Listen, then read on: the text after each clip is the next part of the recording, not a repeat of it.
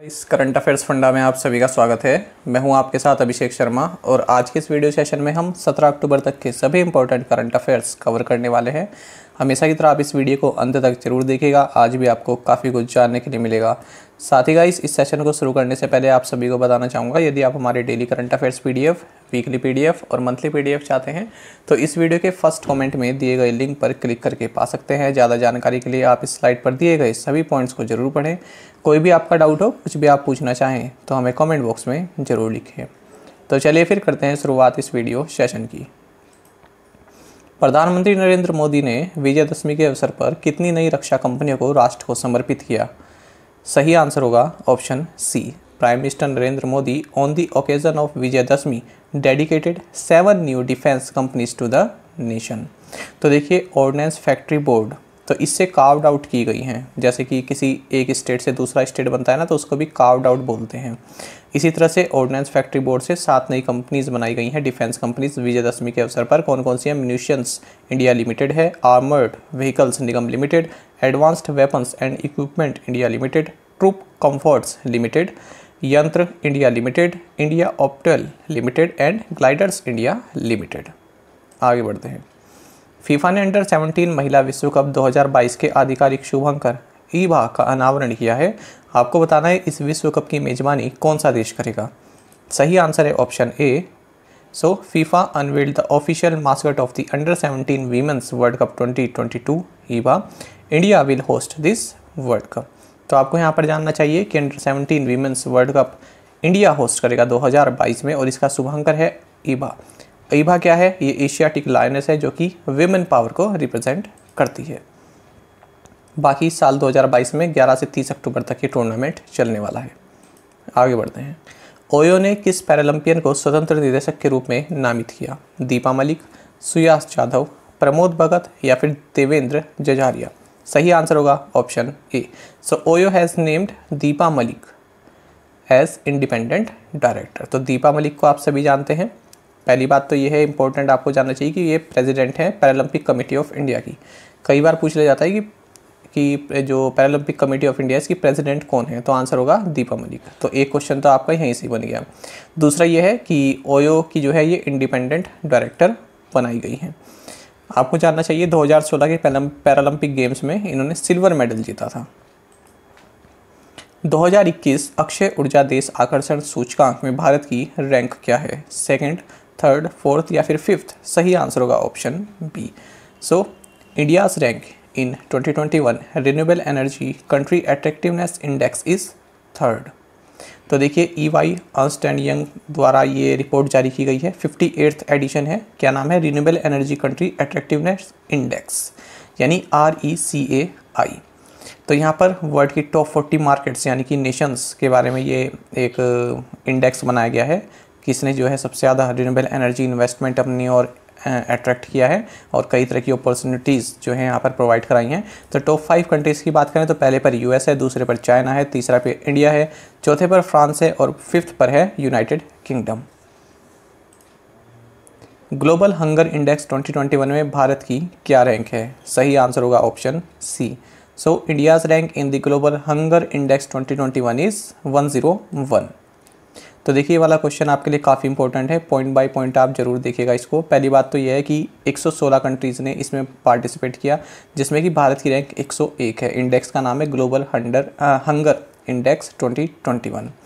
पिछले साल भारत की रैंक 94 थी, अब हो गई है 101। साथ ही आपको ये भी जानना चाहिए, जो हमारे नेबर्स हैं पाकिस्तान, बांग्लादेश, नेपाल, तो इनसे भारत जो है काफ़ी पीछे है अगर हम ग्लोबल हंगर इंडेक्स की बात करें। किसके द्वारा ये रिपोर्ट प्रिपेयर की जाती है? कंसर्न वर्ल्ड वाइड और जर्मन ऑर्गेनाइजेशन है वेल्ट हंगर हिल्फे, इनके द्वारा ये रिपोर्ट जारी की जाती है। ये रिपोर्ट जो है 4 इंडिकेटर्स पर आधारित है। पहला है अंडर नरिशमेंट, दूसरा है चाइल्ड वेस्टिंग। फ्रेंड्स, वेस्टिंग क्या होता है? देखिए, कुछ बच्चे वैसे होते हैं जिनका अपनी हाइट के हिसाब से काफ़ी कम वेट होता है, तो उसको बोलते हैं वेस्टिंग। तीसरा इंडिकेटर है चाइल्ड स्टंटिंग। स्टंटिंग क्या होता है? कुछ बच्चे ऐसे होते हैं जिनकी हाइट कम होती है, तो यहाँ पर तो लो वेट होता है अपनी हाइट के हिसाब से, उसको बोलते हैं वेस्टिंग। स्टंटिंग क्या होती है? जिनका जिनकी लो हाइट होती है अपने एज के हिसाब से। कुछ होते हैं ना जिनकी एज बड़ी होती है पर हाइट काफ़ी कम रह जाती है, उसको बोलते हैं स्टंटिंग। दूसरा चाइल्ड मोर्टेलिटी, ठीक है। चाइल्ड मोर्टेलिटी क्या होते हैं, 5 साल की उम्र तक होने में जो मृत्यु दर होती है बच्चों की, उसको बोलते हैं चाइल्ड मोर्टेलिटी, ठीक है। तो इन चारों इंडिकेटर्स पर ये रिपोर्ट या इंडेक्स जो है आधारित रहा है। आपको बता दें टोटल 18 कंट्रीज़ जिनमें चाइना, कुवैत, ब्राज़ील, ये सभी जो है टॉप रैंक्ड यहाँ पर कंट्रीज़ बताई गई हैं जिनका 5 से कम GHI स्कोर है। तो जितना कम GHI स्कोर होगा इसका मतलब उतना अच्छा उन्होंने परफॉर्म किया है। आपको बता दें भारत का स्कोर है 27.5 और यहाँ पर हंगर की प्रॉब्लम काफ़ी सीरियस बताई गई है। केवल 15 कंट्रीज़ हैं जो भारत से निचले पायदान पर हैं। कौन कौन सी हैं, Papua New Guinea, Afghanistan, Nigeria, Congo, ये सभी भारत से नीचे हैं। भारत सरकार ने किस कंपनी को महारत्न का दर्जा दिया है? सही आंसर होगा option B, government of India accorded Maharatna status to power finance corporation limited. तो महारत्न का स्टेटस दे दिया गया है यहाँ पर पावर फाइनेंस कॉरपोरेशन लिमिटेड को, जो कि मिनिस्ट्री ऑफ पावर के अंतर्गत आती है। साल 1986 में इसकी स्थापना की गई थी। ये largest infrastructure finance company India की, ये आपको जानना चाहिए। और अगर हम इसके CMD की बात करें यानी कि चेयरमैन एंड मैनेजिंग डायरेक्टर, तो ये RS ढिल्लोन है और हेडक्वार्टर्स है न्यू दिल्ली में। आगे बढ़ते हैं। विश्व खाद्य दिवस हर साल किस दिन मनाया जाता है? सही आंसर होगा option C. So world food day is celebrated every year on October 16। साथ ही आपको जानना चाहिए इस बार इसका थीम रहा है safe food now for a healthy tomorrow.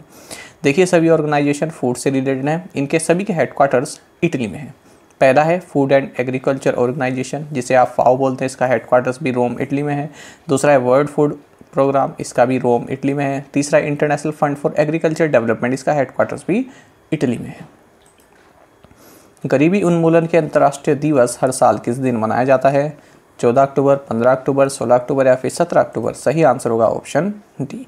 So international day for the eradication of poverty is celebrated every year on October 17। और इसका भी थीम आपको जानना चाहिए। इस बार थीम रहा है building forward together, ending persistent poverty, respecting all people and our planet. हाल ही में किस बैंक ने 16 क्षेत्रीय कार्यालयों में कृषि विपणन और प्रसंस्करण केंद्र यानी कि कैंप इकाइयों का शुभारंभ किया? इंडियन बैंक, बैंक ऑफ इंडिया, बैंक ऑफ बड़ौदा या फिर पंजाब नेशनल बैंक? सही आंसर होगा ऑप्शन सी।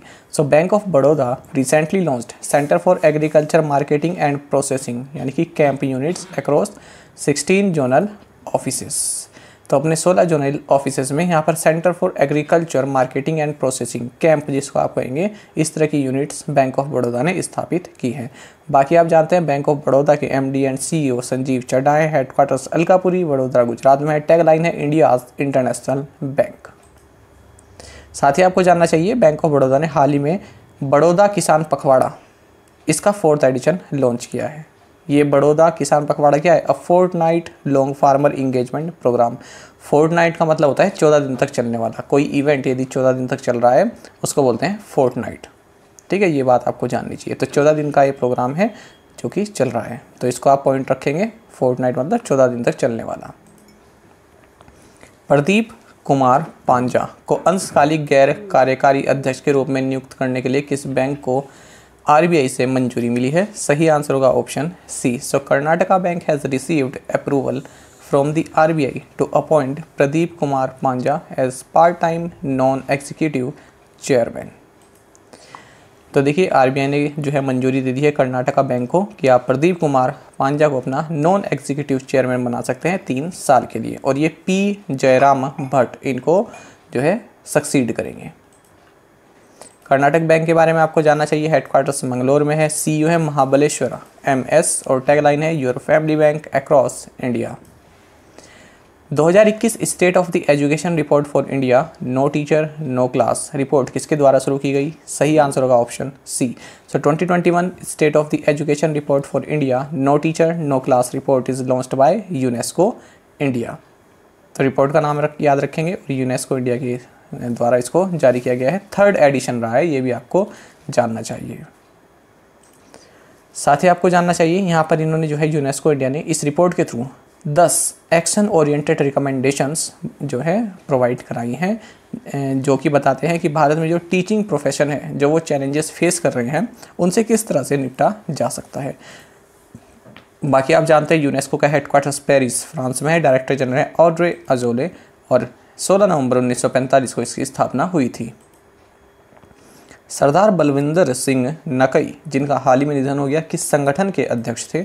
सही आंसर होगा option P, Sardar Balwinder Singh Nakai, who passed away recently was the chairman of IFFCO.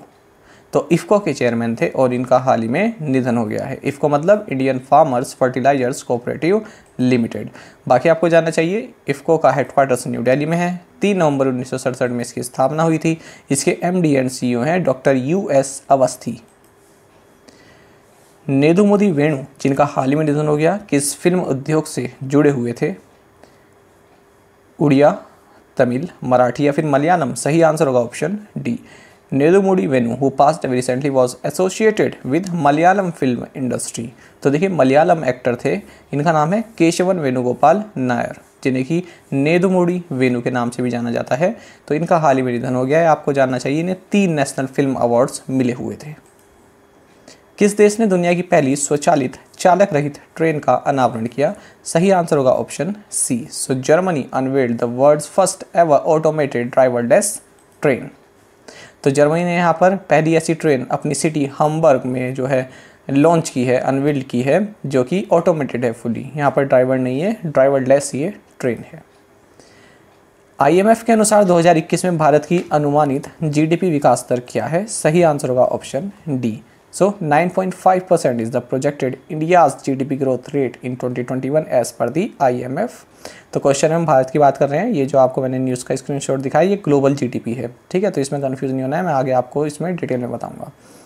चलिए देखते हैं, रिपोर्ट का नाम देखते हैं। रिपोर्ट है world economic outlook, recovery during a pandemic, health concern, supply disruptions and price pressures. तो ये रिपोर्ट है आईएमएफ के द्वारा। तो इन्होंने कहा है कि जो इंडिया की जीडीपी ग्रोथ है 2021 यानी फिजिकल ईयर 22 2021-22 में 9.5% रहेगी, 2022 में रहेगी 8.5%। साथ ही इन्होंने जो ग्लोबल जीडीपी है उसको कहा है कि ये 2021 में 5.9% रहेगी, 2022 में रहेगी 4.9%। तो ये ग्लोबल ग्रोथ है और ये इंडिया की ग्रोथ है। साथ ही आपको जानना चाहिए, अगर हम थोड़ी और एजेंसीज़ का अगर हम जीडीपी रिवाइज करें 2021 के लिए, तो आरबीआई और जो ग्लोबल रेटिंग एजेंसी एस&पी, इन दोनों ने ही फिजिकल ईयर 2022 यानी कि 2021-22 के लिए 9.5% कहा है, जबकि मूडी इसने कहा है 9.3% और फिच ने कहा है 8.7%। साथ ही वर्ल्ड बैंक ने 8.3% कहा है और एशियन डेवलपमेंट बैंक ने 10% कहा हुआ है और ओईसीडी ने 9.7% कहा है। ये हम 2021-22 की बात कर रहे हैं। भारत अंतर्राष्ट्रीय व्यापार मेला के 40वें संस्करण की थीम क्या होगी? सही आंसर होगा option D, so Atmanirbhar Bharat will be the theme for the 40th edition of India international trade fair. देखिए आपको बता दें, गवर्नमेंट ने कहा है कि जो ये फेयर है इंडिया इंटरनेशनल ट्रेड फेयर 2021, इसका 40th एडिशन ये 14 से 27 नवंबर को प्रगति मैदान दिल्ली में आयोजित किया जाएगा। इसका थीम रहेगा आत्मनिर्भर भारत। अलेक्जेंडर स्केलेनबर्ग को किस देश का नया चांसलर नियुक्त किया गया? सही आंसर होगा option A, so Alexander Schallenberg has been appointed as Austria's new chancellor. तो देखिए यहाँ के जो चांसलर थे सेबेस्टियन कुर्ज, तो इन्होंने जो है हाल ही में रिज़ाइन कर दिया था, तो उनके बाद अब अलेक्जेंडर को नया चांसलर बनाया गया। आपको जानना चाहिए ऑस्ट्रिया की कैपिटल वियना है, करेंसी यूरो है। भारत के पहले अटल सामुदायिक नवाचार केंद्र का उद्घाटन किस शहर में किया गया? सही आंसर होगा option B, so India's first Atal community innovation centre was inaugurated in Jaipur.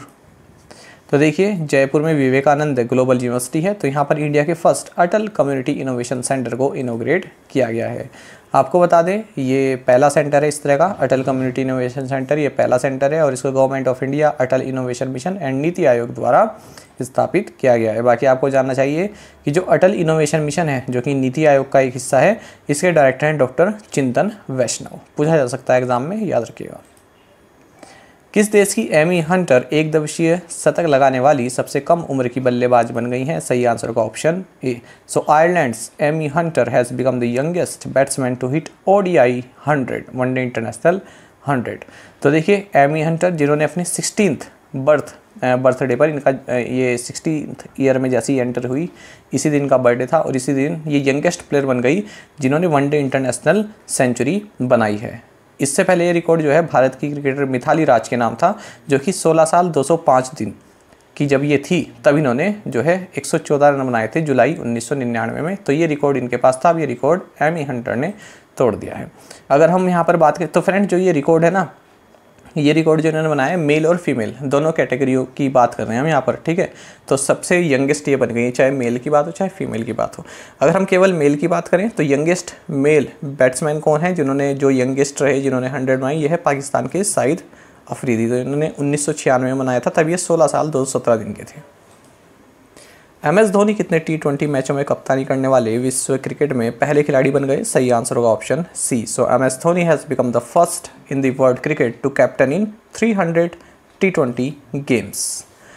तो देखिए चेन्नई सुपर किंग्स के स्कीपर हैं महेंद्र सिंह धोनी। तो ये फर्स्ट प्लेयर बन गए हैं वर्ल्ड में जिन्होंने एक टीम को 300 T20 गेम्स में कैप्टन किया है।